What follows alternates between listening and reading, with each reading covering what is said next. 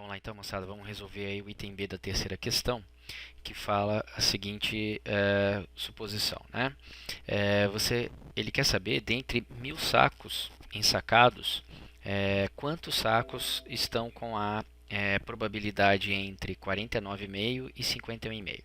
Então, eu tomei a liberdade aqui, já deixei pronto, porque vou usar muito do que a gente utilizou no item A, tá? A única diferença aqui, qual é? É que eu estou trabalhando com agora 49,5 e 51,5, ok? Mas o esquema, né, de montagem é o mesmo, ou seja, eu tenho uma curva que não é uma curva padronizada Z e eu tenho que fazê-la então proporcional a essa curva padronizada. Então aqui está a nossa curva padronizada Z, tudo bem? Então essa é a nossa curva Z padronizada. Então o que eu faço? Ó, a média de 50 projetada para padronizada é zero. E projeto os valores 49,5 para Z1 e 51,5 para Z2. Já tomei a liberdade aqui novamente de calcular, ok? Então aqui está a maneira como nós calculamos o valor padronizado, de acordo com a curva padronizada. E aqui estão os valores então.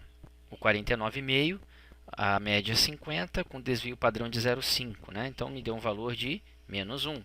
E depois 51,5 menos 50, pelo desvio padrão de 0,5 me dá um valor 3. Então agora a gente consegue observar que essa área referente a Z1 e Z2 é a área em questão que eu quero calcular.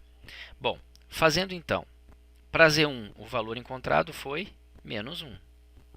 E para Z2 o valor encontrado foi 3, ok? Então esses são os valores que eu tenho que calcular. Indo lá para a nossa tabela, a gente vai ver que a tabela, novamente, frisando, né, a tabela não trabalha com valores negativos. E eu achei aqui um valor o quê? Negativo. Ó. Então aqui deu menos 1, negativo. Menos 1 para mim não dá. Então o que eu tenho que fazer? Trabalhar com o seu simétrico. E o simétrico está aqui, ó, o valor 1 e o valor 3 que já era positivo. Então o que eu tenho que fazer? Eu tenho que achar esse espaçamento aqui, ok? O que confere a esse espaçamento e o que confere a esse espaçamento aqui, ó, a esse espaçamento aqui, ok? Então é isso aqui que eu preciso achar. Bom, se a gente lembrar da questão anterior, 1 eu já sei quanto que vale. 1 ele vale 0,3413. 3413. Ok? E o 3 a gente também calculou no exercício passado. Quanto que vale o 3? Ele vale 0,4987. Ok? Bom, então agora essas duas áreas aqui, elas correspondem o quê? Ao somatório dos dois valores. Veja que ela é cumulativa.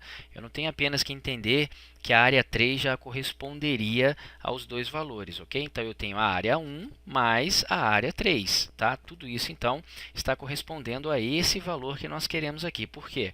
Porque para eu poder calcular essa área em questão, eu teria que subtrair este pedaço e subtrair este pedaço. Né? Ou seja, se eu subtrair este pedaço, eu vou estar achando esse pedacinho aqui. E se eu subtrair este pedaço, eu vou estar achando esse pedacinho aqui. E isso corresponde, então, à soma dessas duas áreas. Então, fazendo aí a soma dessas duas áreas, né, eu vou ter o seguinte valor. Tá? Vou pegar aqui o valor de 0,4987 e vou somar com 0,3413. Tá? Então, somando esses valores aí, você vai achar um valor de 0,8400. Ok? Então, esse valor aqui é o valor que corresponde a essas duas áreas. É o valor que corresponde para nós à área em questão. Ou seja, se nós fôssemos trabalhar em porcentagem, nós diríamos que isso aqui corresponde a 84%. E que isso aqui, então, corresponderia a 84%. E que isso aqui, então, também corresponderia a 84%. Só que ele não quer saber a porcentagem. O que ele disse? Ele disse no problema lá que em cada 1.000 sacos. Então, qual o valor esperado para os 1.000 sacos? Então, eu vou fazer 1.000 vezes o resultado que a gente achou daquela área, 0,84.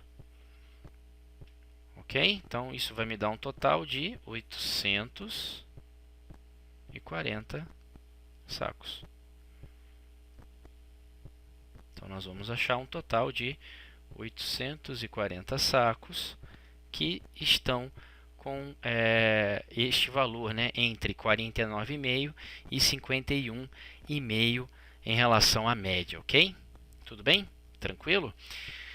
Bom, espero então aí que tenha resolvido as duas questões, tá? Então, se tiver alguma dúvida com relação a como acompanhar a obtenção dos valores de 0,49 e 0,34, é só ir lá no videozinho do item A, que mostra lá o valor na tabela, e aí a gente consegue verificar aqui no item B, que era também bem simples de fazer. Beleza? Espero que tenha ajudado a todos aí. Bom estudo para a próxima prova para quem precisar. Para quem não precisar, um Feliz Natal, bom Ano Novo, e vamos seguir em frente nesses estudos aí, ok? Um abraço para todos.